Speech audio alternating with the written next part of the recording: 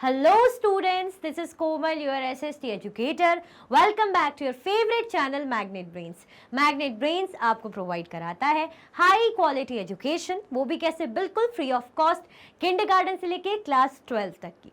CBSE board के courses के साथ साथ आपको अदर स्टेट बोर्ड के भी कोर्सेज अवेलेबल हैं इन हिंदी मीडियम, जैसे कि UP board, Bihar board, Delhi board के कोर्सेज प्रॉपर सिस्टमैटिक वे में, कोई दिक्कत परेशानी नहीं होने वाली है। डेली प्रैक्टिस सेट्स के क्वेश्चंस भी मिलेंगे, तो भाई प्रैक्टिस भी करते जाइएगा। ई बुक्स और ई नोट्स की लिंक आपको डिस्क्रिप्शन बॉक्स में अवेलेबल है, तो भटकने की बात नहीं बनती है। आज हम करेंगे एनसीईआरटी सॉल्यूशंस। भाई बड़ा मजा आता है एनसीईआरटी सॉल्यूशंस करने में, आता है कि नहीं आता? आप लोग कमेंट में मुझे साथ में आंसर करते हो, मुझे और ज़्यादा मतलब मज़ा आता है कि आप लोगों ने क्या करा, आंसर करा। ठीक है, क्यों करोगे आंसर? क्योंकि मैंने इतने अच्छे से पढ़ाया है, समझाया है। चैप्टर क्या था, हमने मोशंस ऑफ द अर्थ समझे थे। कितने टाइप्स के होते हैं? पहले ही क्वेश्चन, चलो मैं यही पूछ रही हूँ, कितने टाइप्स के मोशंस होते हैं? फटाफट से कमेंट में बताओ और लाइक कर दो सबसे पहले कि भाई एनसीईआरटी सॉल्यूशन स्टार्ट होने वाले हैं, बड़ा मजा आएगा। और शेयर कर दो अपने क्लासमेट्स को, ताकि वो भी आके लेक्चर को अटेंड कर सके, इस सेशन को। आगे बढ़े, चलिए बढ़ते हैं फर्स्ट क्वेश्चन से। उससे पहले मैंने क्या बोला था, कितने टाइप्स के मोशन होते हैं अर्थ के? आई होप आपने आंसर कर दिया होगा। मैं इसका आंसर नहीं बताऊंगी क्योंकि बड़ा ही कॉमन है, इतने बार पढ़ा है तो याद हो गया होगा। हमें मिला है answer the following questions briefly, हमें ब्रीफली जो है आंसर करना है। पूछा है what is the angle of inclination of the earth's axis with its orbital plane. Ma'am ये क्या आ गया, इंक्लिनेशन ऑर्बिटल प्लेन? हमें पूछा है एंगल। एंगल पता है, कुछ एंगल बन रहा था इस टाइप का, ऐसा था। चलो सबसे पहले मैं ये बनाती हूँ क्योंकि बनाना ज़रूरी है, इसके बिना आपको समझ में नहीं आएगा। ये हमारा अर्थ है, चीज़ें हमने क्या कहा था, अर्थ टिल्टेड है। कैसा है अर्थ? टिल्टेड है, सीधा नहीं है, थोड़ा सा टेढ़ा है। हम ग्लोब भी दिखते ना, ग्लोब भी टिल्टेड है, एक इमेजिनरी नीडल के थ्रू कनेक्टेड है। सेकंड चैप्टर में पढ़ा था, याद है कि भूल गए? याद है ना? तो ये हमने क्या बना दिया, ये हमने इक्वेटर बना दिया। चलो बिल्कुल बनाएंगे, ज़रूरी नहीं, इक्वेटर 20 से नहीं बन रहा ना, इसको 20 से बनाना है। लो पूरा ही हट गया, आप लोग का मन नहीं कर रहा है ना, इसलिए पूरा ही हट गया है, मुझे ऐसा लग रहा है। ये हमने बनाया। अब हमने क्या देखा, ये हमारा इक्वेटर है, यानी 0 डिग्री इक्वेटर समझ जाइए। 0 डिग्री पे इक्वेटर है। अब अगर मानो यहां से क्या है, एक लाइन ऐसे जा रही है, ऐसे लाइन आप ये इमेजिन कर लीजिए, ऐसी गई थी कि नहीं गई थी? गई थी ना। अब साथ में ये क्या है, अर्थ हमने कहा था थोड़ा सा टिल्टेड, नहीं, ये लाइन ऐसे नहीं जा रही, ये लाइन ऐसे नहीं जा रही, ऐसे जाएगी। देखो, रुको, अरे ये है, ये इक्वेटर था हमारा, इक्वेटर था, ये वाला इक्वेटर है। 0 डिग्री लिख दो ताकि याद आ जाए। हमने देखा था कोई एक एंगल ऐसे बन रहा था, कैसे बन रहा था, थोड़ा सा टेढ़े में ऐसे सा एंगल बन रहा था, ऐसे बीच से लाइन जा रही थी क्रॉस करते हुए, इंटरसेक्ट करते हुए, और एंगल हमारा ये ऑर्बिटल प्लेन की लाइन से हमारा जो एंगल है टेढ़ा बन रहा था। यहाँ पे ये एंगल हमारा ऐसा बन रहा था, अदरवाइज सब सीधा होता। मानो अर्थ सीधा होता तो ये बिल्कुल स्ट्रेट बनता। कैसा बनता? बिल्कुल स्ट्रेट बनता। अगर मानो स्ट्रेट बन रहा है, यहाँ से थोड़ा टेढ़ा हो गया, तो कितना डिग्री बनाता? ये 90 डिग्री बनाता। अगर सीधा होता, मानो ये लाइन ना होके ये मैं हाथ लगा देती हूँ, ऐसे में मानो हाथ लगा दूं मैं ऐसे, तो आपको पूरा 90 डिग्री का एंगल दिख रहा है कि नहीं दिख रहा है? दिख रहा है ना, ऐसे 90 डिग्री एंगल। ठीक है, अब 90 डिग्री एंगल दिख रहा है, बट ये वाली जो लाइन है ऐसे जा रही है, ऐसे में जा रही है। क्यों बीच से इंटरसेक्ट करी? क्योंकि अर्थ हमारा टेढ़ा है, अर्थ हमारा टिल्टेड है, तो एंगल भी कम हुआ। अब 90 डिग्री नहीं, तो ये पूछ रहे हैं कि ये जो एंगल है of inclination of the earth axis with the orbital plane के साथ जो टेढ़ा सा ऐसे बनता है, ये ऑर्बिटल प्लेन के साथ, तो ये क्या है? इक्वेटर ये है, याद रखना, ये इक्वेटर की लाइन ये वाली है, इसलिए इससे कंफ्यूज मत होना। ये ऑर्बिटल प्लेन की लाइन क्या है? ऑर्बिटल प्लेन है, कंफ्यूज मत होना, ये एन है, ऑर्बिटल प्लेन है ना, क्योंकि इक्वेटर यहाँ है, वो ऑर्बिटल प्लेन है। अब ऑर्बिटल प्लेन के साथ ये जो हमारे एक्सिस के ऐसे लाइन जा रही, मेरी थोड़ी सी टेढ़ी हो गई होगी, तो कैसा एंगल बना रही है? ये एंगल बना रही है 66.5 डिग्री का। कितना एंगल बना रही है भाई? 66.5 डिग्री का एंगल बना रही है। आया समझ में? अब अगर मैं ये वाली लाइन हटा दूं ना, अब आपको अच्छे समझ में आएगा। मैं बनाती हूँ, देखो क्या बता रही है। पहले तो आंसर देख लेते हैं, फिर जब आंसर देखेंगे तब हमें समझ में आएगा। क्या बोल रहे हैं, the angle of inclination of the earth axis with its orbital plane is 66.5 degree. कितना है, 66.5 डिग्री। इंक्लिनेशन, सबसे पहले इंक्लिनेशन का मतलब समझो, थोड़ा सा बोलते हैं इंक्लाइन हो रहा है, झुक रहा है, थोड़ा सा झुकना, तो उसको बोलते हैं इंक्लिनेशन। हम कैसा बनाते हैं, हम नॉर्मली अपना अर्थ ऐसे बनाते हैं, यूं बनाते हैं, मानो ऑर्बिटल प्लेन से होता तो ये जो एंगल है ना पूरा 90 डिग्री बनता। कितना बनता, 90 डिग्री का ऐसे एंगल बनता। बट अर्थ तो हमारा टेढ़ा है, इसको हटा दें, इसको हटा दें, तो अर्थ कैसा है, हमारा टिल्टेड है, ऐसा हमने बनाया। ये हमारा जा रहा है, इक्वेटर की लाइन जा रही है, 0 डिग्री की इक्वेटर की लाइन है, इसको एक ऐसे ही बना लेते हैं, है ना। अब इसको अलग कलर से कर लेते हैं। यहाँ से ऐसे एक्सिस की लाइन जा रही है, ये जा रही है एक्सिस की लाइन है। ये हमारा नॉर्थ पोल है, ये हमारा साउथ पोल है कि नहीं, क्योंकि टेढ़ा है तो नॉर्थ यहाँ है, साउथ यहाँ होगा। आ रहा है समझ में। और इक्वेटर भी 20 से बांट रहा है, इक्वेटर अगर मैं इसको हटा दूं तो इक्वेटर भी 20 से बांट रहा है ना, ये नॉर्थ ये साउथ बांट रहा है ना, इक्वेटर भी अपना काम सही से कर रहा है, ठीक है। अब ये ऑर्बिटल प्लेन की लाइन ऐसे जा रही है, यहाँ से ये जो ऑर्बिटल प्लेन की लाइन जा रही है, तो कितना एंगल बना रहा है, एंगल बना रहा है, वाइट से कर देती हूँ, एंगल बन रहा है 66.5 डिग्री बन रहा है ना, 66.5, क्योंकि ऐसा हो गया अर्थ टेढ़ा हो गया। अर्थ जब टेढ़ा हो गया तो एंगल यहाँ से और ऐसे बन रहा है। मानो सीधा होता तो एंगल यहाँ से और ऐसा बनता तो 90 डिग्री बनता, टेढ़ा हो गया तो इतना हिस्सा कट गया समझ लो, तो और झुक गया, तो इतने एरिया को 66.5 एरिया। अब समझ में आया, क्योंकि ये इक्वेटर है और ये जो है ना, ये जो ग्रीन लाइन है ये ऑर्बिटल प्लेन है। ये क्या है, जैसा कि मैंने अभी लिखा था, मैं फिर से लिख देती हूँ, ये ऑर्बिटल प्लेन है। क्या आया समझ में, आ गया समझ में, ये ऑर्बिटल प्लेन है। और ये वाली ये जो लाइन है ये एक्सिस है, ये एक्सिस की लाइन है, एक्सिस, ये इक्वेटर है,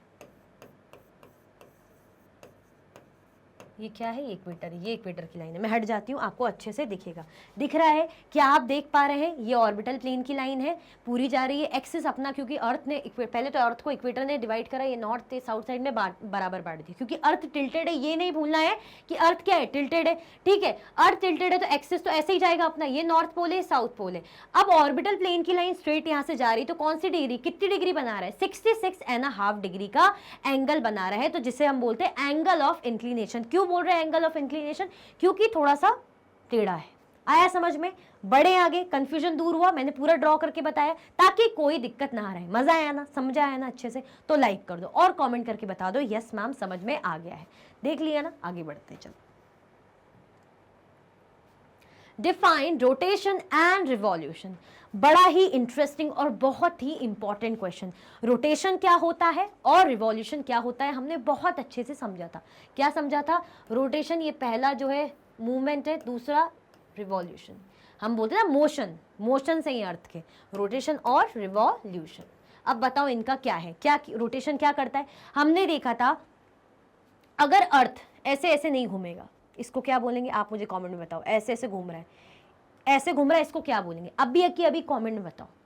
और अगर मानो अर्थ ये सन है और ये मेरा हैंड ये वाला अर्थ है, अगर ऐसे ऐसे घूम रहा है तो इसको क्या बोलेंगे। पहला जो मैंने ऐसे घूमा उसको हम बोलते हैं रोटेशन। रोटेशन की क्या खासियत होती है, रोटेशन किस काम आता है, रोटेशन डे एंड नाइट बताने में हेल्प करता है। डे एंड नाइट चेंजेस के लिए रोटेशन बहुत ज्यादा जरूरी है। मानो सन की रेज यहाँ से पड़ रही है और मैं एक साइड ही अगर जो है अर्थ मूव ना करे, अर्थ क्या रोटेट ना करे, तो एक ही साइड सन रेज पड़ेगी, तो क्या होगा, कॉम्प्लेक्शन मैम का डार्क हो जाएगा। मैंने एग्जाम्पल दिया था, एक्सप्लेन भी किया था, कॉम्प्लेक्शन से डार्क और व्हाइट समझाया था, डार्क और अच्छा फेयर कॉम्प्लेक्शन। तो अगर इस साइड ही सन रेस पड़ती रहेगी, मैं हिलूंगी ही नहीं, अर्थ हिलेगा ही नहीं अपनी जगह से, और सन की रेस पड़ती रहेगी, तो इस साइड क्या रहेगा, पूरे टाइम इस साइड समर रहेगा, मतलब गर्मी रहेगी, वार्म क्लाइमेट रहेगा। कैसा रहेगा, वार्म। और इस साइड ये वाला साइड रहेगा डार्क, कैसा रहेगा, बिल्कुल डार्क रहेगा और बहुत ठंडी रहेगी। तो सर्वाइवल के लिए क्या ये दोनों पॉसिबल है, नहीं, इसीलिए हर चीज बराबर चले। तो डे एंड नाइट के लिए अर्थ क्या करता है, रोटेट करता रहता है। चलो इस साइड भी रेज मिल गई, ठीक है, इस साइड अंधेरा हो गया, कोई बात नहीं, अब इसकी बारी, अब इस साइड रेज मिलेगी, इस साइड अंधेरा रहेगा, तो बराबर चीजें बैलेंस्ड रहेगी, टेम्परेचर जो क्लाइमेट है बराबर बैलेंस रहेगा। तो ये खासियत किसकी होती है, ये रोटेशन की होती है। अब बात आती है रिवॉल्यूशन की। तो रिवॉल्यूशन हमने देखा था, रिवॉल्यूशन क्या होता है, जैसे मैं यहाँ सन बना दूं, क्योंकि अब मैं इसको नहीं समझा पाऊंगी एकदम से ऐसे, तो इसमें बना देती हूँ। ये सन मैंने बनाया,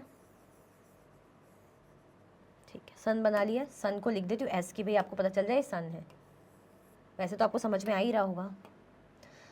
अब अगर मैं बना लूँ ये ऐसे ऐसे मूव कर रहा है अर्थ, ठीक है, यहाँ पे अभी अर्थ बनाएंगे,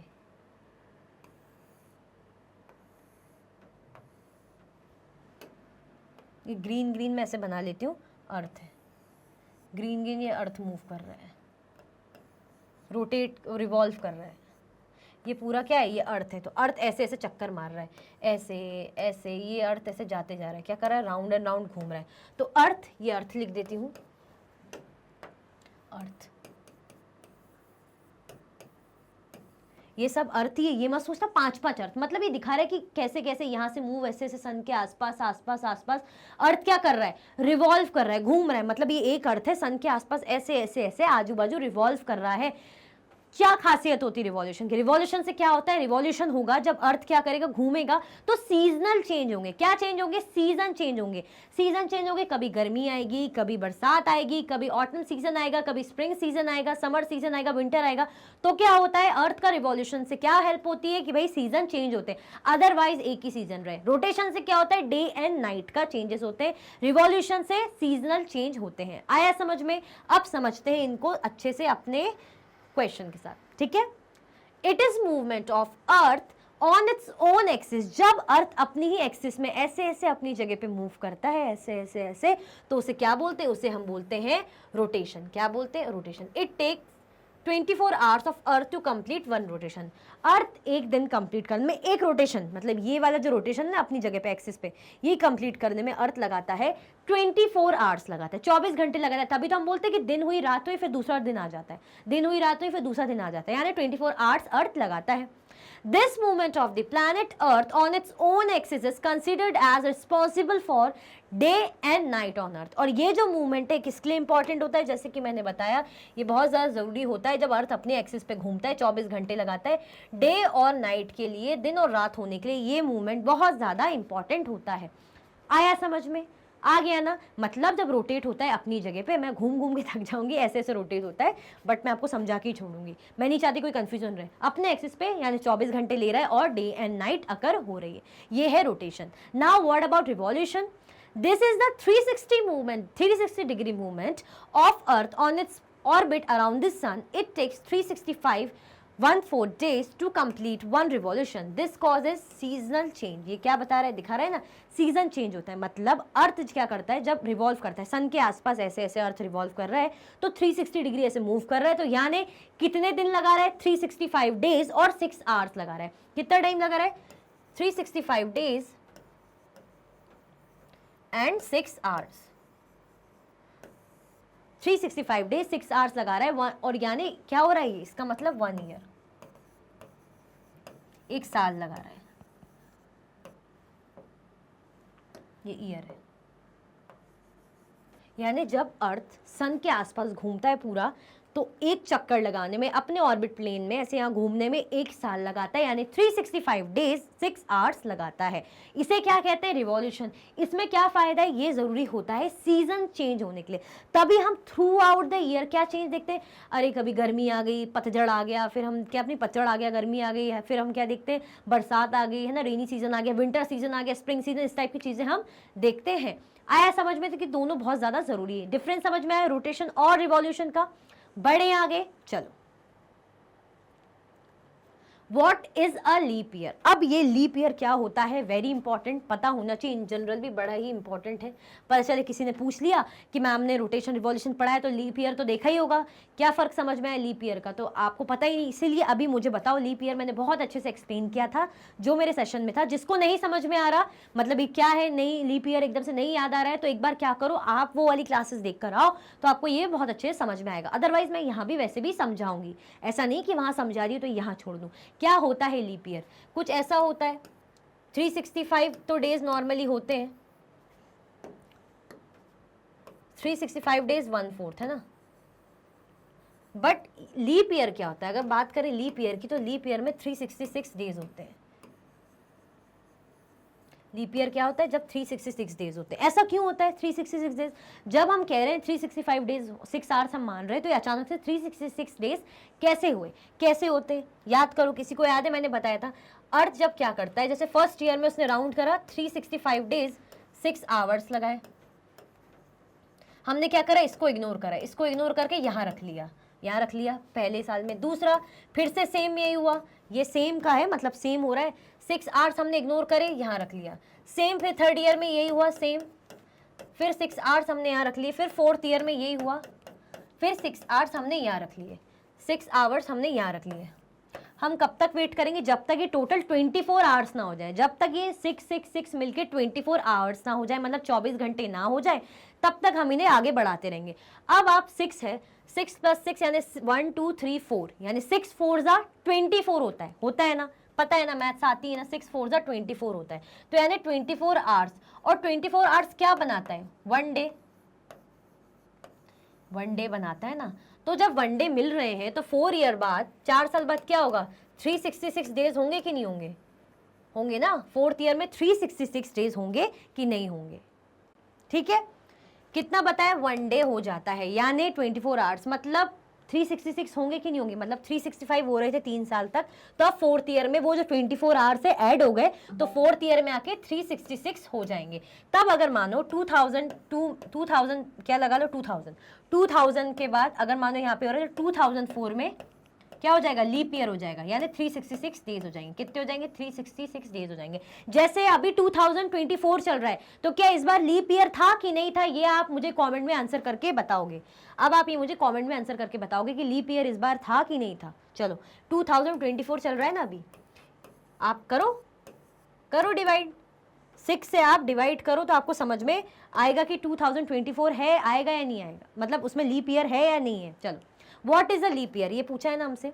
each revolution of earth takes 365 14 days, that is 365 days and 6 hours. मतलब एक जो घूमता है सन, जो रिवॉल्व करता है अर्थ रिवॉल्व करता है सन के ऐसे ऐसे, तो कितना टाइम लगा देता है? 365 डेज और 6 आवर्स, 365 डेज और 6 आवर्स लगा देता है। चलिए ठीक है, these 6 hours sums up to 24 hours, that is 1 day in a span of 4 years. मतलब 4 साल लग जाते हैं इन 6 आवर्स को प्लस प्लस करते करते 24 आवर्स होने में। दिस 1 एक्स्ट्रा डे, ये जो मैंने कहा था ना, सॉरी 6 से डिवाइड करो, मैंने कहा था ना इसको 6 से डिवाइड करो, अभी मुझे याद है 4 से करना। किससे करोगे? 4 से करोगे तो आपको पता चल जाएगा, अगर डिवाइड हो जाएगा तो आप समझ जाओगे कि लीप ईयर है या नहीं। चलो आगे बढ़ते हैं। क्या कहा है? Each revolution of earth 365 days और 6 आवर लगाते हैं। ठीक है, these 6 hours sum up to 24 hours, that is 1 day in a span of 4 year, यानी एक दिन लगाता है स्पैन ऑफ 4 ईयर में। चलिए, this 1 extra day is added in month of February, और ये जो एक्स्ट्रा दिन है, मतलब ये 4 साल होते होते जो 6 घंटे प्लस करते हुए एक दिन बना लेते हैं, 24 आवर्स मतलब एक दिन, तो तब जाके प्लस होते हैं 4th ईयर में, तो 365 से कितने हो जाएंगे? 366 डेज हो जाएंगे। तो वो जो 1 डे जो एक्स्ट्रा, वो 366 का 1 डे जो हो रहा है एक्स्ट्रा आ रहा है, वो फेब्रुवरी में 4th ईयर में ऐड हो जाएगा। That means it has 29 days instead of 28 days, मतलब 29 डेज होंगे उस वक्त 28 डेज के बदले। So this year has 366 days and is called leap year। इसलिए इसको क्या बोला जाएगा? इसको कहा जाएगा हमारा लीप ईयर। और जो मैंने कहा था 2024, आपसे पूछा था कि 4 से आप डिवाइड करोगे तो कितना आ जाएगा? कितना आ जाएगा आपका? आ जाएगा ना 504 आ जाएगा, 506 सॉरी 506 आ जाएगा कि नहीं आ जाएगा? तो यानी क्या है? ये आपका लीप ईयर है कि नहीं है? हाँ, ये आपका लीप ईयर है। आ गया समझ में? आ गया समझ में कि नहीं आया? आया अच्छे से? बढ़े आगे, चलो बढ़ते हैं। Differentiate between the summer and winter solstice, बड़ा ही अनूठा अलग है ना। थोड़ा हो सकता है अभी भी कंफ्यूजन बाकी हो समर एंड विंटर सॉल्स्टिस में, बट मैंने क्लियर करा था और मैं अभी भी अच्छे समझाऊंगी। क्या किसी को थोड़ा बहुत भी याद है कि समर सॉल्स्टिस और विंटर सॉल्स्टिस में क्या फर्क होता है? समर और विंटर सॉल्स्टिस फटाफट से बता दो, थोड़ा बहुत भी किसी को पता हो कोई दिक्कत नहीं है, आप मुझे कमेंट में बेझिझक बिना किसी टेंशन के आंसर कीजिए, कोई जज नहीं करेगा। हमने क्या देखा था? हमने कुछ देखा था ना कि अर्थ जब ऐसे टिल्टेड होता है नॉर्दर्न हेमिस्फीयर के साइड से तो रेज आती है ट्रॉपिक ऑफ कैंसर में, फिर अगर अर्थ अगर टिल्टेड होता है सदर्न हेमिस्फीयर से रेज आती है ट्रॉपिक ऑफ कैप्रिकॉन में। कुछ भी याद है? चलो सबसे पहले हम समझते किसके बारे में, किसके बारे में समझना चाहते हो? समर के बारे में पहले समझना चाहते हो या विंटर सॉल्स्टिस के बारे में समझना चाहते हो? समर के बारे में समझेंगे, अच्छे समझ में आएंगी चीज़ें। ठीक है, क्या है देखिए, ऐसा है ना, हमारा अर्थ है, अरे अर्थ सीधा ही नहीं बन पाता, सीधा ही बनाएंगे, टिल्टेड है, टेढ़ा तो रहता ही है ना, इक्वेटर ऐसे है, ये समझ लीजिए, इक्वेटर की लाइन नहीं जा रही, ये 0 डिग्री,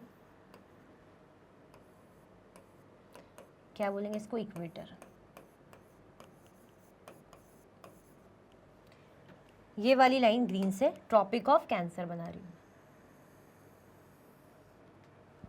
क्या बना रही हूँ इसको? ट्रॉपिक ऑफ कैंसर बना रहे हैं। चलिए अच्छी बात है, लिख दूँ यहाँ पे, लिख दूँ क्या? चलो लिख ही देती हूँ यहाँ पे, नहीं तो कंफ्यूज होगी। ये ट्रॉपिक ऑफ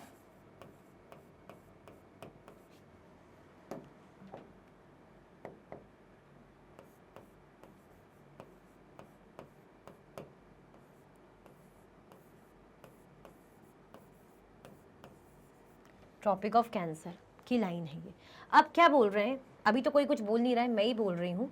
ये देखो, पहले इसको नॉर्थ कर दे, नॉर्दर्न हेमिस्फीयर, यहाँ पे एन लिख देती हूँ, यहाँ पे साउथ लिख देती हूँ। ये हमारा इक्वेटर की लाइन मैंने लिख दिया है, ट्रॉपिक ऑफ कैंसर की लाइन ये भी मैंने लिख दिया है। अब सन बनाते हैं, यहाँ बना लेते सन।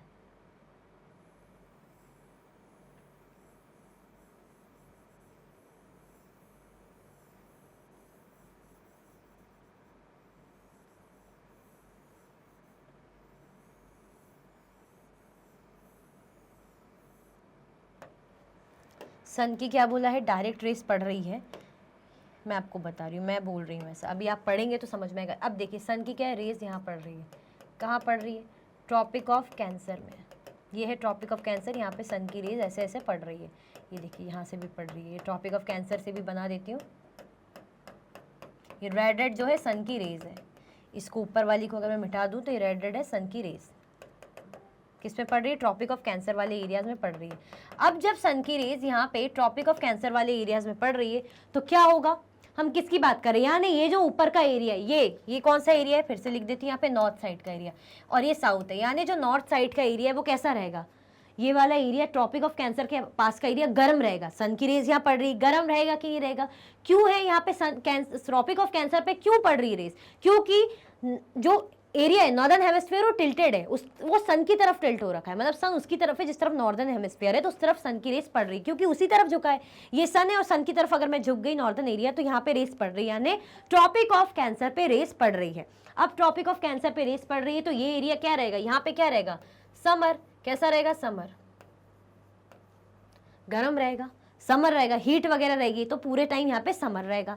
आया समझ में? समर सीजन यहाँ गर्मी सा रहेगा, हीट रहेगी क्योंकि यहाँ पे गर्मी आ रही है। अब अगर यहाँ गर्मी आ रही है नॉर्दर्न साइड में तो यहाँ तो जा नहीं रहा है, ऊपर साइड ही हो रहा है जो हो रहा है। और साउथ, ये नीचे वाला एरिया, इक्वेटर के नीचे वाला एरिया खाली है। सन की रेज यहाँ नहीं जा रही, सारी यहीं जा रही है। ये वाली ट्रॉपिक ऑफ कैंसर की लाइन है ग्रीन वाली, याद रखना। मेन जिसपे फोकस है ये 0 डिग्री इक्वेटर। अब इक्वेटर के नीचे तो सन की रेज जा पा रही है, ऊपर साइड तो यहाँ पे जा रही है, हल्की सी कम है तो कम ज़्यादा होती रहेगी, बट यहाँ पे बिल्कुल नहीं पहुँच पा रही। तो यहाँ पे क्या रहेगा? यहाँ पे रहेगा विंटर। यहाँ पे क्या रहेगा? विंटर। यहाँ पे समर सीजन रहेगा तो उस वक्त यहाँ पे विंटर सीजन चलेगा। कौन सी डेट को हम लेके चलते हैं? याद आ रहा है कि भूल गए? कोई एक डेट है जिसको लेके चलते हैं। 21 जून थी या वो 22 दिसंबर थी? याद करो, क्या वो 21 जून थी जब समर सॉल्स्टिटाइज होता है? 21 जून समर सॉल्स्टिटाइज होता है, या 22 दिसंबर थी? याद करो कौन सी थी? समर सॉल्स्टिटाइज 21 जून को होता है। मतलब जब क्या होती है? जब दिन बड़े होते हैं, रात छोटी होती है। दिन उस दिन बहुत बड़ा होता है, लार्जेस्ट डे होता है उस दिन, और नाइट सबसे शॉर्टेस्ट होती है। याद आ रहा है? कुछ पढ़ा था हमने समर सॉल्स्टिटाइज में। तो ये जो मैंने पूरा फिनोमेना बताया ये किसका था? ये था समर सॉल्स्टिटाइज का। किसका था ये फिनोमेना? समर सॉल्स्टिटाइज का। जब क्या होता है, अर्थ ऐसे टिल्टेड रहता है नॉर्दर्न हेमिस्फीयर की तरफ, ट्रॉपिक ऑफ कैंसर में सन की रेज आती है तो वो एरिया गर्म रहता है, समर रहता है। अब जब वहां समर है तो जस्ट अपोजिट साउथ पोल में, मतलब नॉर्थ में समर है तो साउथ पोल में उस तरफ गर्मी ठंडी चल रही होती, क्या होता है? विंटर होता है। अगर नॉर्थ में क्या है? समर है तो साउथ में क्या चलेगा? विंटर चलेगा। ये क्या है हमारा? विंटर सॉल्स्टिटाइज, सॉरी समर सॉल्स्टिटाइज है। क्या है हमारा? समर सॉल्स्टिटाइज। अब अगर हम विंटर सॉल्स्टिटाइज समझे, उसको देखें, ये हमने समर देखा, इसको मिटा दे, चलो इसको रब कर देते हैं, इसको पूरा यहाँ पे रब कर देते हैं। सन को यहाँ रहने देते हैं क्योंकि सन की जरूरत पड़ेगी यहाँ पे। सन दोबारा कौन बनाए, है ना? सन को बनाते। अब हम किसका बनाएंगे दोबारा से? ये हमने बनाया अपना अर्थ, इक्वेटर। इक्वेटर की बिल्कुल बराबर बांट ही नहीं रहा है वो, इक्वेटर की लाइन है ना 0 डिग्री। 0 डिग्री नहीं, इसको इस साइड नहीं, ये तो समर था ना, हाँ ये मैं भूल गई। इसको बनाते हैं ऐसे, और ये रहेगा हमारा इक्वेटर। ये देखना 0 डिग्री इक्वेटर, यानी 0 डिग्री। मैं लिख भी देती हूँ, कोई कंफ्यूजन ना रहे, ये इक्वेटर है। ये हमारा रहेगा ऊपर का नॉर्थ पोल, ये हमारा साउथ पोल। अभी ऐसा क्यों है, अभी उस तरफ था, इस तरफ क्यों है, अभी सब समझेंगे। ये मैं बना रही हूँ ट्रॉपिक ऑफ कैप्रिकॉन की लाइन, ट्रॉपिक ऑफ कैप्रिकॉन की लाइन बना रही हूँ, लिख रही हूँ Tropic of Capricorn,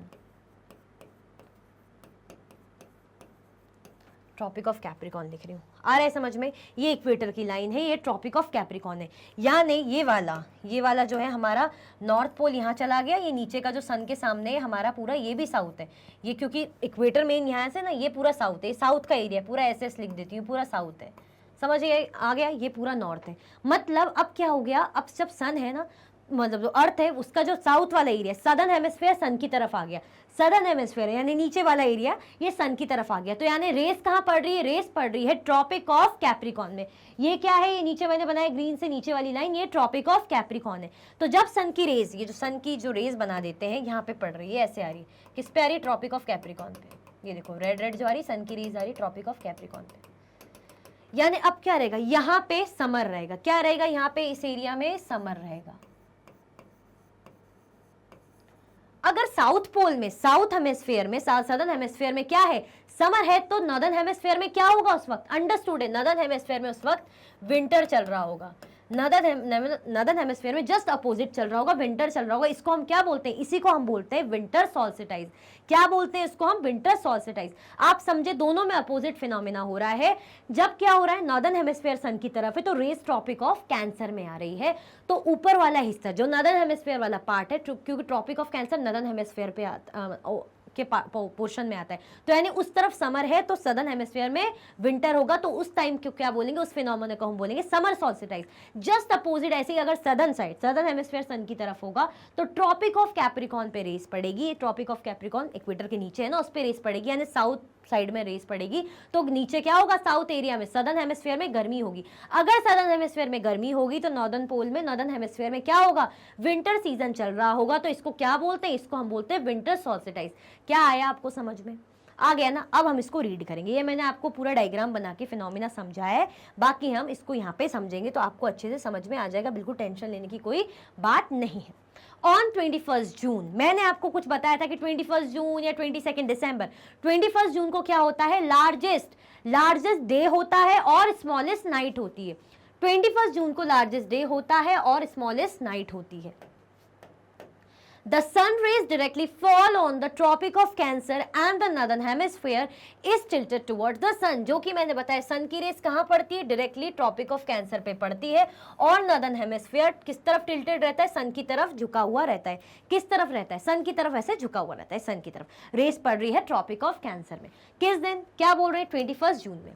the areas near the poles receive minimal heat because of the slanting rays. अब जो पोल्स के पास वाला एरिया है, अगर डायरेक्टली रेज यहाँ पड़ी तो थोड़ा आसपास जाने में टेढ़ी हो रही, स्लैंटिंग मतलब थोड़ी सी टेढ़ी रेज हो रही है। क्या बोल रहे हैं, the areas near the poles, जो पोल के पास वाला एरिया है वो रिसीव कर रहा है बहुत ही कम स्लैंटिंग रेज, टेढ़ी रेज रिसीव हो रही है। चलो ठीक है। The North Pole of the Earth is said to be inclined towards the sun, and the places beyond the Arctic Circle experiences continuous daylight for about 6 months। अब क्या कह रहे हैं, जो नॉर्थ पोल है, नॉर्थ पोल क्या है अर्थ का, is said to be inclined towards the sun। जो नॉर्थ पोल है सन की तरफ ऐसे झुका हुआ है। एंड जो प्लेसेस है, किसके बियॉन्ड प्लेसेस है, आर्कटिक सर्कल के जो बियॉन्ड में प्लेसेस है, वहाँ पे क्या मिलेगी, 6 महीने तक लगातार कंटिन्यूस डे लाइट रहेगी। 6 महीने तक लगातार दिन यानी डे लाइट रहेगी, ऐसा कह रहे हैं। आया समझ में। All these conditions are reversed in the southern hemisphere। अब जब नॉर्दर्न हेमिस्फीयर में गर्म है, गर्मी है, डे लाइट रहेगी 6 मंथ्स, है ना, तो सदर्न हेमिस्फीयर में उल्टा चलेगा कि नहीं चलेगा, यही कह रहे हैं ना। क्या कह रहे हैं, all these conditions are reverse just opposite in the southern hemisphere and it is winter season in there. वहां पे क्या होगा, वहां पे तब ठंडी चल रही होगी। सदर्न हेमिस्फीयर में तब क्या चल रही होगी, ठंडी चल रही होगी। तो the night are longer, night क्या होगी वहां पे उस तरफ लॉन्गर होगी। और क्या होगा, मतलब डेज के अकॉर्डिंग उस तरफ वहां पे कौन सी जगह पे, सदर्न हेमिस्फीयर में लंबी लंबी रातें होंगी क्योंकि ठंडी चल रही होगी और दिन छोटे होंगे। तो इसी फिनोमिना को हम क्या बोलते हैं, this is called the summer solstice. इसी को क्या बोलते हैं, समर सॉल्स्टिस। मतलब जब सनरेज नॉर्दर्न हेमिस्फीयर में पड़ती रहती है, ट्रॉपिक ऑफ कैंसर में हीट, गर्मी, कंटिन्यूअस डे लाइट रहता है 6 मंथ्स तक, तो मतलब लार्जर डेज रहते हैं, स्मॉलर नाइट रहती है। आया समझ में। जस्ट अपोजिट जब सदर्न हेमिस्फीयर में होता है, क्योंकि वहां सन की रेज नहीं पहुंचती, ठंडी पड़ी रहती है, ठंडा रहता है सब कुछ, तो वहां पे क्या रहेगा, शॉर्टर डे रहेंगी और लार्जर नाइट्स रहेंगी, शॉर्टर डे रहेंगे, क्या लिखा है, लॉन्गर द मतलब नाइट क्या रहेगी, लंबी रहेंगी, और डेज क्या है, छोटे रहेंगे, और ठंडा रहेगा। तो उस टाइम को क्या बोलते हैं, इसी फिनोमिना को हम बोलते हैं समर सॉल्स्टिस। जस्ट अपोजिट रहेगा हमारा विंटर सॉल्स्टिस। ये कब रहता है, लार्जेस्ट डे और स्मॉलेस्ट नाइट हमारी होती है 21 जून को। आया समझ में, समर सॉल्स्टिस आया समझ में, अच्छे से आ गया ना। आगे बढ़े, हाँ जी आगे बढ़ते हैं। Winter solstice, in this the Tropic of Capricorn receives direct rays. अब इसमें क्या होता है, जस्ट अपोजिट। जस्ट अपोजिट क्या होगा भाई, हमने पहले क्या पढ़ा था समर में कि सन की रेज कहाँ पड़ रही है, नॉर्थ साइड पड़ रही है, नॉर्थ यानी ऊपर, साउथ यानी नीचे। यहाँ पे पड़ रही भाई नॉर्थ, ऐसे सन की तरफ है कि भाई आइए आइए आप अपनी रेज हमें दीजिए। किसको बोल रहे हैं, सन को बोल रहे हैं कि आप हमें अपनी रेज दीजिए, हमें गर्मी चाहिए, हमें समर सीजन चाहिए। तो सदर्न एरिया में क्या रहेगा, ठंडी का सीजन रहेगा, तो उसी को हम समर सॉल्स्टिस बोलते थे। अब जब ये विंटर है तो उल्टा है, अब सदर्न हेमिस्फीयर बोल रहा है कि नहीं नहीं भाई तुम्हारा बहुत हुआ, अब मेरी बारी, मुझे भी तो भाई थोड़ा गर्म मौसम चाहिए। तो बोल रहा है मैं सन की तरफ हो जाता हूँ, तू मेरे भाई तू उस तरफ हो जा। तो अब जो नॉर्दर्न हेमिस्फीयर है बोल रहा है हाँ ठीक है भाई, मैं तेरी सुनूंगा, मैं तेरा अच्छा भाई हूँ, बड़ा भाई हूँ, मैं इस तरफ हो जाता हूँ। तो अब किस पे रेज आ रही है, अब आ रही है सदर्न एरिया में, सदर्न हेमिस्फीयर में सन की रेज आएगी। सदर्न, जैसे हमने देखा था नॉर्दर्न हेमिस्फीयर में ट्रॉपिक ऑफ कैंसर है, ऐसे ही सदर्न हेमिस्फीयर में ट्रॉपिक ऑफ कैप्रिकॉर्न है। Direct rays Tropic of Capricorn की, मतलब ट्रॉपिक ऑफ कैप्रिकॉर्न पे सन की पड़ रही है कि नहीं पड़ रही, हाँ जी बिल्कुल डायरेक्ट रेस सन की पड़ रही है, अच्छी बात है। अब क्या हुआ जब डायरेक्ट रेस पड़ेगी, क्योंकि साउथ पोल किसकी तरफ झुका हुआ है, सन की तरफ झुका हुआ है। ये कब होता है, ये फिनोमिना होता है 22 दिसंबर एवरी ईयर। 22 दिसंबर को हमेशा ये फिनोमिना अकर होता है। It is the winter season in the northern hemisphere. अब क्या रहेगा, नॉर्दर्न हेमिस्फीयर में विंटर सीजन चलेगा, ठंड का सीजन चलेगा। Whereas it is exactly opposite in the southern hemisphere। और southern hemisphere में just opposite चलेगा, क्या चलेगा, समर सीजन चलेगा, नहीं विंटर सीजन चलेगा, नहीं सॉरी समर चलेगा, क्योंकि नदन में विंटर है तो सदन में समर चलेगा। क्यों चलेगा साउदर्न एरिया में समर, क्योंकि सन की डायरेक्ट रेज यहाँ पे आ रही है। थोड़ा सा northern hemisphere, southern hemisphere, summer winter में थोड़ा सा कंफ्यूजन हो जाता है, बट मैं आपको अच्छे से एक्सप्लेन फिर से कर देती हूँ। देखिए क्या होगा, इस टाइम पे सन की रेज डायरेक्टली नॉर्दर्न हेमिस्फीयर में पड़ेगी जब समर सॉल्स्टिस होता है। बट अगर जब सन की रेज सदर्न हेमिस्फीयर में पड़ रही, नीचे साइड पड़ रही, मतलब इस एरिया में इक्वेटर के नीचे पड़ रही है, तो क्या होगा, वहां साउथ साइड है तो ट्रॉपिक ऑफ कैप्रिकॉर्न पे पड़ रही, तो इस एरिया अगर सदर्न हेमिस्फीयर सन की तरफ है तो क्या होगा, गर्म, और नॉर्दर्न हेमिस्फीयर सन से दूर है तो यानी यहाँ पे विंटर, मतलब यहाँ पे रात लंबी होगी, दिन छोटे होंगे। तो इसी फिनोमिना को हम क्या बोलते हैं, इसको हम बोलते हैं विंटर सॉल्स्टिस।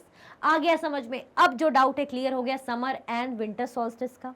जब नॉर्थ सन से दूर रहेगा यानी साउथ सन के पास रहेगा तो गर्मी यहाँ रहेगी, यहाँ ठंडी रहेगी। अब जब नॉर्थ सन के पास हो जाएगा तो यहाँ गर्मी रहेगी और ठंडी साउथ साइड रहेगी। तो यही है हमारा समर सॉल्स्टिस और विंटर सॉल्स्टिस। आगे बढ़े, चल आगे बढ़ते हैं।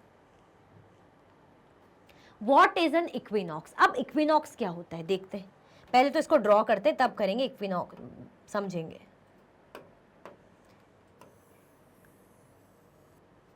ये हमारा इक्वेटर है, ठीक है, 0 डिग्री पे, यहाँ लिख देते हैं 0 डिग्री पे हमारा इक्वेटर है। हमारा जो इक्वेटर है भाई वो 0 डिग्री पे है, चलो अच्छी बात है 0 डिग्री पे। ये हमारा नॉर्थ साइड है, ये हमारा साउथ साइड है। अब क्या बोल रहे हैं इक्विनॉक्स, यानी आप समझिए इक्विनॉक्स आप एक मतलब समझ रहे इक्वल, इक्वल जैसा। यहाँ पे क्या है, सन है,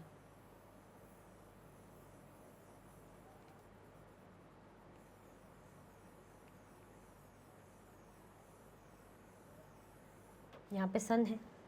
अब क्या हो रहा है इक्विनॉक्स पे, यहाँ पे जो सन की रेज है ऐसे डायरेक्ट पड़ रही है। ये जो सन की रेज है, सॉरी यहाँ पे इक्वेटर पे डायरेक्ट पड़ रही है, ये इक्वेटर है ना, ये डायरेक्ट पड़ रही है। रेड से बना दूँ, हाँ चलो रेड से बना देती हूँ, दिख जाएगा, समझ में आ जाएगा हाँ कि सन की रेज ही है, ये डायरेक्ट पड़ रही है। जब सन की रेज यहाँ पे डायरेक्ट पड़ रही इक्वेटर पे, तब क्या होता है, जब सन की रेज इक्वेटर पे डायरेक्ट पड़ती तब दोनों तरफ एक दो दिन ऐसे आते हैं साल में, दोनों तरफ क्या होता है, बराबर दिन होती है, बराबर रात होती है। क्या होगा, जब यहाँ कुछ नॉर्थ पोल ना साउथ पोल सन की तरफ झुका हुआ है तो यानी हर चीज़ बराबर होगी ना, लेवल पे रहेगी, यानी बराबर दिन और बराबर रात होती, तो उसे क्या बोलते हैं हम, उसे हम क्या बोलेंगे, उसे हम बोलते हैं इक्विनॉक्स। ठीक है, उसे हम क्या बोलते हैं, इक्विनॉक्स। अब समझे, देखते हैं। An equinox is a phenomena when the sun rays directly fall on the equator. जब सनरेज डायरेक्टली कहाँ पड़ती है, जब सन की किरणें डायरेक्टली इक्वेटर पे पड़ जाती है। भाई अच्छी बात है, पढ़ने दो, कोई दिक्कत नहीं है। अब क्या होगा, कुछ तो अलग हो रहा होगा जब डायरेक्टली इक्वेटर पे पड़ रही, पहले नॉर्थ पे पड़ रही थी या साउथ पे पोल पे पड़ रही थी तो हम समझ रहे थे, अब डायरेक्टली इक्वेटर पे पड़ रही तो क्या change. At this position the whole of the earth, इस टाइम पे जो सारा अर्थ है क्या एक्सपीरियंस करता है, इक्वल डेज और इक्वल नाइट, बराबर दिन और बराबर जो रात रहेगी पूरे अर्थ में। ये समझना, पूरे अर्थ में, ना नॉर्थ ना साउथ, बराबर कोई नहीं, सबको बराबर माना गया। मतलब ऐसा नहीं कि किसी को बढ़ावा दिया किसी को, मतलब बराबर भाई को दोनों को साथ में क्या बोला कि इक्वल डेज और इक्वल नाइट रहेगी, है ना। दोनों पोल क्योंकि सन की तरफ झुके हुए नहीं रहेंगे। कैसे, हमने देखा था ना कि ये है हमारा इक्वेटर, बराबर तो सन की रेस डायरेक्टली पड़ रही है यहाँ पे, ये सन की रेस डायरेक्टली यहाँ पे पड़ रही, पोल्स तो यहाँ है, क्या दोनों ऐसे झुके हुए दिख रहे हैं, क्या यहाँ से कोई झुका हुआ दिख रहा है, नहीं ना, कोई भी टिल्ट नहीं है, कोई भी ऐसे इंक्लाइन नहीं सन की तरफ, तो क्या है, बराबर डे होगा, बराबर की रात होगी। द पोल्स, क्योंकि कोई भी पोल सन की तरफ टिल्टेड नहीं है। This occurs twice a year, ये साल में 2 बार होता है। कब कब होता है, वेरी इंपॉर्टेंट, ये 21 मार्च में होता है और 23 सितंबर में होता है। 21 मार्च और 23 सितंबर में ये होता है। इसे क्या कहते हैं, इसे हम कहते हैं इक्विनॉक्स। आया समझ में, आया समझ में तो लाइक कर दो, फटाफट से लाइक कर दो। आगे बढ़ते नेक्स्ट क्वेश्चन में। क्वेश्चन एफ कह रहा है कि why does the southern hemisphere experience winter and summer solstice in different times than that of northern hemisphere. ये पूछ रहा है ऐसा क्यों होता है कि जब सदर्न हेमिस्फीयर में समर सॉल्स्टिस चल रहा होता है, यानी विंटर टाइम चल रहा होता है, और जो नॉर्दर्न हेमिस्फीयर में समर चल रहा होता है, इसके पीछे का रीजन क्या है। आपको तो पता है इसके पीछे का रीजन क्या है। इसके पीछे का रीजन ऐसा है क्योंकि नॉर्दर्न हेमिस्फीयर सन की तरफ झुका हुआ रहता है, तो गर्मी सन की कहाँ आएगी, गर्मी जहाँ जो अर्थ का साइड सन की तरफ है तो गर्मी वहीं आएगी। तो यानी समर सीजन रहता है नॉर्दर्न में और विंटर सीजन रहता है कहाँ पे, साउथ एरिया में। तो वही वो कह रहे हैं कि भाई ऐसा क्यों, उसी को हम कहते हैं समर सॉल्स्टिस। तो ऐसा क्यों होता है, ऐसा इसलिए होता है the southern hemisphere experiences winter and summer solstice. Southern hemisphere को समर सॉल्स्टिस और विंटर सीजन कैसे अकर होता है इन डिफरेंट टाइम्स, क्यों, क्योंकि नॉर्दर्न हेमिस्फीयर यानी because the poles tilt towards the sun during the different times, क्योंकि जो पोल्स है ना टिल्ट रहता है सन के टाइम्स, अलग अलग टाइम पे सन के टाइम जो नॉर्दर्न मतलब पोल्स है वो टिल्ट रहते हैं, कभी ऐसे रहेंगे, कभी हमने देखा साउथ साइड में ऐसे टिल्ट रहेंगे, क्योंकि जो पोल्स हैं वो झुके हुए रहते हैं सन की तरफ, इसीलिए जो चेंजेस है अकर होते हैं। आया समझ में, हमने बहुत अच्छे से अभी 1-2 क्वेश्चन पहले ही जस्ट पढ़ा था, शायद 1 क्वेश्चन पहले ही जस्ट पढ़ा था, तो आई होप आपको समझ में आ गया होगा कि क्यों होता है ऐसा। आगे बढ़े, चलिए। Why do the poles experience about 6 months day and 6 months night? ऐसा क्यों होता है, जो पोल्स हैं, पोल्स कहाँ हैं भाई, ये नहीं भूलना है, ये पोल्स है, ये नॉर्थ है साउथ है, क्या है, ये नॉर्थ है ये साउथ पोल है। ये जो पोल्स हैं ये एक्सपीरियंस करते हैं डे एंड नाइट। ऐसा क्यों, वो भी कैसा, 6 मंथ्स की डे 6 मंथ्स की नाइट, ऐसा क्यों एक्सपीरियंस करते हैं, क्या रीजन, देखते हैं। The poles experience about 6 months days and 6 months night because each of the poles remain tilted towards the sun for 6 months straight। अब क्या होता है, ऐसा इसलिए होता है कि लगातार 6 महीने के लिए ना, हाँ, एक पोल हमेशा जो है लगातार 6 महीने के लिए सन की तरफ क्या होता है, टिल्ट रहता है, झुका हुआ रहता है। कभी नॉर्थ रहेगा, फिर 6 मंथ्स के लिए कभी साउथ रहेगा, है ना। जैसे अभी नॉर्थ पोल है तो हम जैसे बना लें इसको, कैसे बना लें, चलो बनाते हैं। ये है ना, ये बना लिया, तो ये नॉर्थ है, ये सन है, सन को यहाँ बना लेते हैं, सन की तरफ ऐसे झुका हुआ रहेगा ये वाला पोल। अब दूसरा बनाते हैं, दूसरा है ये, थोड़ा सा टेढ़ा बन गया, नहीं इसको भी अच्छे से ही बनाएंगे। ये क्या हो गया, अब ये नॉर्थ यहाँ चला गया, साउथ यहाँ आ गया, ये साउथ इस साइड था, अब साउथ यहाँ आ गया, और सन का है,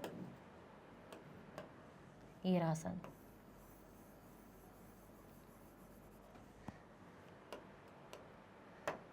यानी 6 मंथ यहाँ पे, फिर 6 मंथ्स यहाँ पे,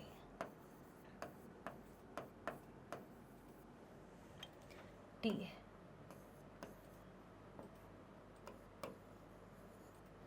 तो यहाँ पे क्या रहेगा, इसीलिए कह रहे हैं ना, नॉर्थ पोल भी सन की तरफ रहता है 6 मंथ्स के लिए, फिर बाद में साउथ पोल भी 6 मंथ्स के लिए क्या है, सन की तरफ रहता है। दिख रहा है ना, ये सन की तरफ है, ये सन की तरफ है कि नहीं, ये वाला नॉर्थ पोल सन की तरफ है, साउथ दूर है, यहाँ पे नॉर्थ पोल दूर है। तो इसीलिए क्या होता है, इसको क्या बोलते हैं, इसको हम बोल रहे हैं कि पूछ रहे हैं ना कि क्यों ऐसा डे एंड नाइट होता है, तो इस कारण से होता है। अब आगे पढ़ेंगे तो समझ में आएगा। The poles experience about 6 months days and 6 months night because each of the poles remains tilted towards the sun for 6 months। मतलब 6 महीने के लिए क्या रहते हैं, टिल्टेड रहते हैं, सन की तरफ झुके झुके हुए रहते हैं। कौन से? ये दोनों पोल्स। कौन से दो पोल्स? साउथ पोल और north pole. So this continues till causes the poles to experience about 6 months day, and when the other pole tilts toward the sun it causes 6 months night। इसी कारण से क्या होता है कि ये इसी के कारण क्या कंटिन्यूस होता है कि जो टिल्ट है, जो झुका हुआ है, पोल्स का एक्सपीरियंस करता है 6 मंथ का डे, और अदर पोल करता है 6 मंथ की क्या? नाइट, है ना। ऑब्वियसली जब 6 मंथ यहाँ पे समर है नॉर्थ पोल में, तो साउथ पोल में 6 मंथ क्या? नाइट का रहेगा। ऐसे ही अगर साउथ में 6 मंथ समर है तो नॉर्थ पोल में जो है 6 मंथ क्या रहेगा? नाइट रहेगा। आया समझ में? इसीलिए जो है 6 मंथ्स का ऐसा लेके चलते कि इस तरफ नाइट, इस तरफ डे, क्योंकि दोनों पोल 6 महीने में सन की तरफ क्या होते हैं? टिल्ट होते, झुके हुए रहते हैं। आया समझ में? इसलिए मैंने दोनों फिनोमिना समझा दिए। नॉर्थ बना दिए साउथ, यहाँ पे नॉर्थ, और ये साउथ सन के पास है, ये रेड तो हमारा सन है। आगे बढ़े, चल आगे बढ़ते।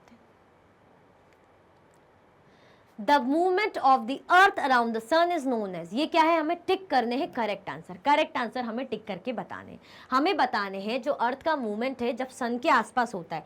ये जो सन है, सन के आसपास क्या हो रहा है? हमारा अर्थ मूव कर रहा है। सन के आसपास हमारा अर्थ, ब्लू ब्लू बना देते हैं ऐसे, ये हमारा अर्थ है, ऐसे ऐसे यहाँ जा रहा है, फिर ऐसे ऐसे 3-4 चक्कर लगा रहा है, मूव कर रहा है। याद आ रहा है इसको क्या बोलते हैं? ये ब्लू ब्लू अर्थ है ना, ठीक है, थोड़ा ऊपर नीचे हो गया होगा बट समझ जाना, ब्लू ब्लू हमारा अर्थ है। तो इसको क्या बोलते हैं? क्या हम इसे रोटेशन बोलते हैं, क्या हम इसे रिवॉल्यूशन बोलते हैं, या हम इसे इंक्लिनेशन बोलते हैं? फटाफट से बता दो, आपके पास है 10 सेकेंड्स, बता दो फटाफट से। मैंने आपको ये बना के बता दी ताकि आप समझ जाओ कि क्या हो रहा है। जल्दी बताओ, फर्स्ट ऑप्शन है, सेकेंड ऑप्शन है, या थर्ड ऑप्शन है? बता दिया, जिसने टिक कर दिया होगा उसको पता चल गया होगा। हम क्या बोलते हैं इसको? हम बोलते हैं रिवॉल्यूशन। क्या बोलते हैं इस फिनोमिना को? इस फिनोमिना को हम बोलते हैं रिवॉल्यूशन। आगे बढ़े, किस किस का सही था? हाथ ऊंचा कर दो, फटाफट से हाथ ऊंचा कर दो। चलो, direct rays of the sun fall on the equator on, इन डेट में से हमने 2 डेट्स देखी थी।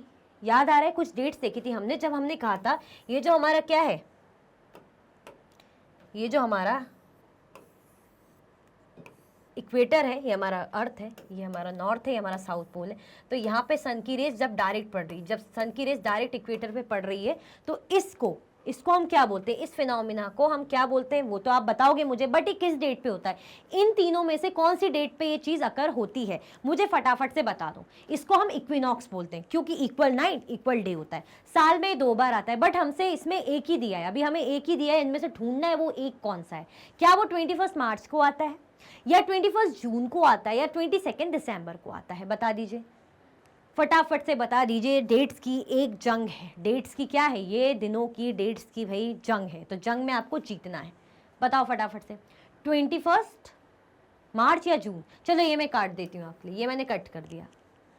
जून आएगा या मार्च आएगा? जून में तो कुछ हमने देखा था समर सॉल्स्टिस का, और दिसंबर में तो हमने देखा था विंटर सॉल्स्टिस का, अगर याद आ रहा हो तो। क्या बच रहा है? क्या बच रहा है? ये भी कट गया, तो यानी 21 मार्च आपका आंसर हो जाएगा। और एक और डेट होती है जो यहाँ तो नहीं दी, एक और डेट होती है 23 सितंबर। क्या होती है? 23 सितंबर को भी यही फिनोमिना होता है। कब कब होता है? 21 मार्च को भी होता है, 23 सितंबर को भी होता है। कौन सा फिनोमिना? कौन सा फिनोमिना? इक्विनॉक्स का। कौन सा फिनोमिना होता है? इक्विनॉक्स का, जब एक इक्वल दिन और इक्वल नाइट होती पूरे अर्थ में। ऐसे 2 दिन आते, 21 मार्च और 23 सितंबर। आगे बढ़े, मजा आया ना समझ के? लाइक कर दो फटाफट से, आप क्या कर दो, अपने कर्म का पालन कर दो, लाइक कर दो। Christmas is celebrated in summer in, ऐसी कौन सी कंट्री है आपको लगता है समर सीजन में जहाँ क्रिसमस सेलिब्रेट होता होगा? यूजुअली अगर हम देखें, अगर हम डिजाइन करें, आप ये इसको कंट्री को देख के समझ सकते हैं। ये नॉर्थ है, ये साउथ है। अगर आप समझ लीजिए क्रिसमस जैसा सीजन समर में कब आता है? क्रिसमस कब आता है? 25 दिसंबर को आता है ना। मैं कुछ गलत तो नहीं लिख रही कहीं, मैं कुछ गलत तो नहीं लिख रही कहीं, आप मुझे डांटो नहीं कि मैम देखिए गलत डेट डाली। 25 दिसंबर को आता है ना कंफर्म। यानी उस टाइम हम क्या बोलते हैं? हमारा तो विंटर सीजन चल रहा होता है, उस टाइम पे हमारे नॉर्थ पोल में विंटर सीजन चल रहा होता है। अच्छी बात है, अगर नॉर्थ पोल में विंटर सीजन चल रहा होता है ऑब्वियसली, तो साउथ पोल में तो ऑपोजिट होगा ना, साउथ पोल में समर होगा। तो अब आप बताइए इनमें से कौन सी कंट्री आपको साउथ पोल की, जो साउथ सदर्न हेमिस्फीयर में मिलेगी? जापान, इंडिया हम बोलते हैं एशियन कंट्री है। एशियन कंट्री है कि नहीं है? तो एशिया तो हमें यहाँ कहीं में मिल जाएगा, ऊपर साइड यहाँ कहीं में मिल जाएगा, यानी नॉर्दर्न साइड में मिल जाएगा। एशिया हमें कहाँ मिल जाएगा? इसको ग्रीन कलर से कर देते हैं। एशिया हमें मिल जाएगा यहाँ पे, इस एरिया में ऐसे हमें एशिया मिल जाएगा, यानी नॉर्थ साइड में, हमारा एशिया नॉर्थ साइड में।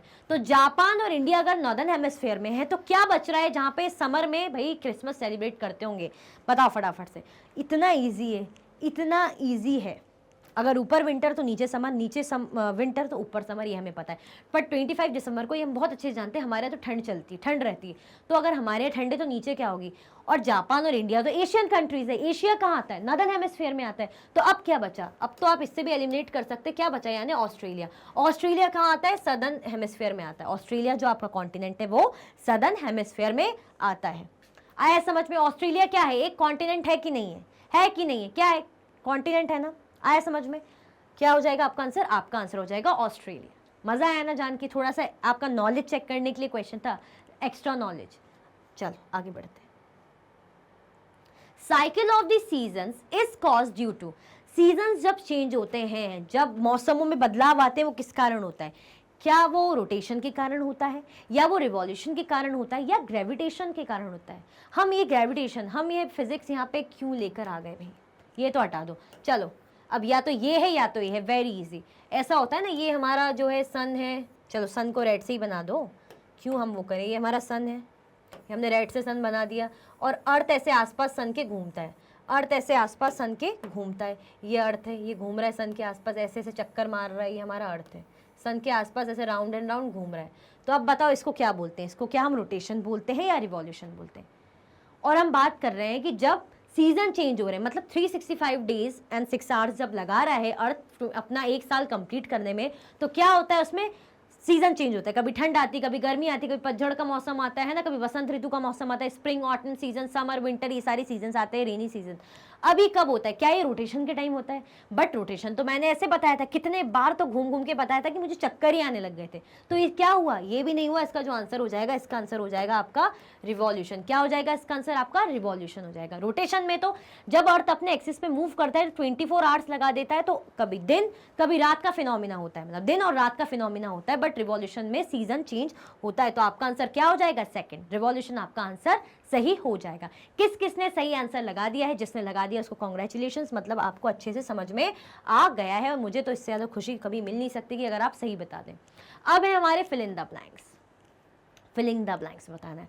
अ leap year has dash number of days. भाई लीप ईयर जब आता है तो उसमें कितने दिन होते हैं? क्या उसमें 365 डेज होते हैं? चलो, या 366 डेज होते हैं? सामने ही लिख दिया मैंने। अगर आप कंफ्यूज हो रहे होंगे 200 या 100 या क्या, तो सामने लिख दिया, फटाफट से बता दो। 366 होते हैं या 365 डेज होते हैं? मैं आपको दे रही हूँ कितने, 5 सेकंड्स दे रही हूँ, फटाफट से बता दो, जल्दी जल्दी से टिक लगा दो, बड़ा ही जरूरी है। मैंने पहले बोला था 1 वे नहीं चलेंगी चीजें, 2 वे होगा। मैं क्वेश्चन करूंगी, आप मुझे आंसर करेंगे, तो बता दीजिए फटाफट से। लीप ईयर में कितने होते हैं? 366 डेज होते हैं लीप ईयर में। कितने होंगे? 366 डेज होंगे।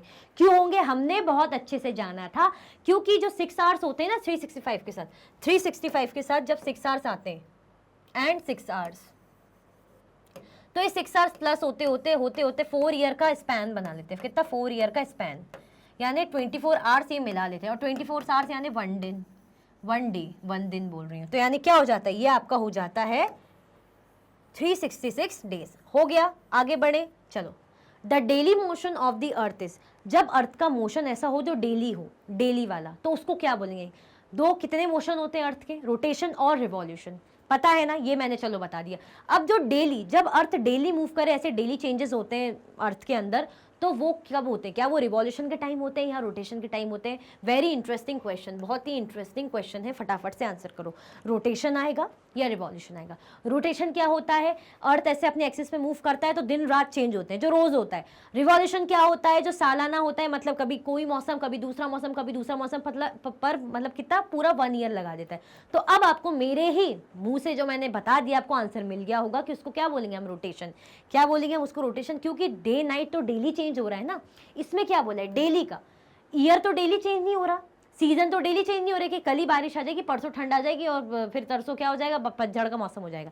ऐसा नहीं हो सकता। बट डे एंड नाइट तो डेली हो रही है, तो डेली का मोशन हमारा क्या हो जाएगा? रोटेशन। आया समझ में? The earth travels around the sun in, कौन से ऑर्बिट में? उस ऑर्बिट का नाम क्या बोलते हैं जब सन, जिस उसमें क्या होता है? अर्थ हमारा ट्रेवल करता है सन के अराउंड, मतलब सन के अराउंड जो सारे प्लैनेट्स ट्रेवल करते हैं, हम उसको बोलते हैं एक ऑर्बिट प्लेन। ऑर्बिट हम बोलते हैं, उस पाथ को ऑर्बिट बोलते हैं। बट जिस पाथ को कौन चुनते हैं, हमारे अर्थ, उस पाथ को हम क्या बोलते हैं? कुछ नाम था उसका, ई से नाम था, चलो मैं बता देती हूँ क्या नाम था उसका, कमेंट में बताओ फटाफट से, याद है कि भूल गए? देखते हैं उसको क्या बोलते हैं हम, उसको बोलते हैं इलिप्टिकल। क्या बोलते हैं? Elliptical orbit. क्या नाम है उस पाथ का? Elliptical orbit. Then sun's rays fall vertically on the tropic of dash on 21st जून। ये जो है ना, ये बनाया था भाई, ये इक्वेटर है। यहाँ पे क्या आता है, यहाँ पे जो सन की रेस पड़ती है 21 जून को, इसको क्या बोलते हैं? लो मैंने बना ही दिया। ये इक्वेटर है, 0 डिग्री की लाइन है, ये नॉर्थ है, ये साउथ है। अब तो आप बहुत इजीली बता दोगे, मैंने तो बना के ही बता दिया। क्या किस पे पड़ता है? क्या ये ट्रॉपिक ऑफ कैप्रिकॉर्न है या ट्रॉपिक ऑफ कैंसर है? नॉर्दर्न हेमिस्फीयर में, नॉर्दर्न हेमिस्फीयर में इक्वेटर के ऊपर ट्रॉपिक ऑफ कैंसर आता है, ट्रॉपिक ऑफ कैप्रिकॉर्न। कितने बार बताए? फटाफट से बताओ, चलो फटाफट से मुझे आंसर करके बताओ। इसका आंसर आप करोगे, जल्दी, मैं वेट कर रही हूँ 10 सेकेंड्स का, फटाफट से बताओ। मैंने बना के भी बता दिया। इसको हम बोलेंगे ट्रॉपिक ऑफ कैंसर। क्या बोलेंगे? ट्रॉपिक ऑफ कैंसर में होता है। ट्रॉपिक ऑफ कैंसर में हमारा क्या होता है? 21 जून को रेस, सन की रेस जो है वर्टिकली किस पे पड़ती है? ट्रॉपिक ऑफ कैंसर पे पड़ती है। आया समझ में? 21 जून को। डेज आर शॉर्टर ड्यूरिंग, किस ड्यूरेशन में, किस सीजन में? बहुत ईजी, किस सीजन में ऐसा होता है जब दिन छोटे होते हैं? तो आराम से बता दोगे आप। क्या वो समर सीजन होता है या विंटर? समर सीजन होगा तो डेज तो बड़े होंगे, क्योंकि तो समर्स की हीट की बात होगी। हाँ, विंटर में जरूर क्या हो सकता है, जो है डेज छोटे हो सकते हैं। तो लिखा है ना शॉर्टर, लार्जर होते तो बात अलग थी। तो क्या आ जाएगा आपका? विंटर सीजन हो जाएगा आपका आंसर। मिल गए आपको सारे आंसर? मिल गए ना? मजा आया ना? तो लाइक कर दो, फटाफट से लाइक कर दो और कमेंट करके बता दो हाँ मैम मजा आ गया है। सो इसी के साथ आपके एनसीईआरटी सॉल्यूशंस बड़े ही धमाकेदार और इंटरेस्टिंग तरीके से एंड होते हैं। हमने इस पूरा चैप्टर ही बहुत अच्छे से इसके अंदर समझ लिया है। Winter solstice, summer solstice, equinox, elliptical orbit, सब चीज़ें हमने लीप ईयर सब बहुत अच्छे से समझा। तो कमेंट में बताना मुझे कि कैसा लगा आपको जानकर। और अगले सेशन में हम क्या करेंगे? एमसीक्यूज, धमाकेदार तरीके से बहुत सारे क्वेश्चंस होने वाले, धड़ाधड़ आपको आंसर्स टिक करने हैं, मुझे कमेंट्स में आंसर देने हैं। इसी के साथ ये वीडियो एंड होती है। अगर आप और भी वीडियो की लेक्चर्स देखना चाहते हैं तो आप मैग्नेट ब्रेन्स की यूट्यूब चैनल, एप्लीकेशन और वेबसाइट पे देख सकते हैं। ई बुक्स और ई नोट्स की लिंक आपको डिस्क्रिप्शन बॉक्स में अवेलेबल रहती है। ये कुछ हाई क्वालिटी के कोर्सेज हैं, जैसे कि सीबीएसई बोर्ड है, दिल्ली बोर्ड, बिहार बोर्ड है, UP board, MP board, Rajasthan board, वैदिक मैथ्स क्रैश कोर्स और स्पोकन इंग्लिश कोर्सेज आपको अच्छी क्वालिटी में और 100% फ्री अवेलेबल है। आप हमें अदर प्लेटफॉर्म पर भी फॉलो कर सकते हैं, जैसे कि फेसबुक, इंस्टाग्राम, एक्स, टेलीग्राम और व्हाट्सएप पे। ज़्यादा से ज़्यादा लाइक कीजिए, ज़्यादा से ज़्यादा शेयर कीजिए और क्या नहीं भूलना है, चैनल को सब्सक्राइब करना बिल्कुल भी नहीं भूलना है। अपना ख्याल रखना है। Thank you so much for watching.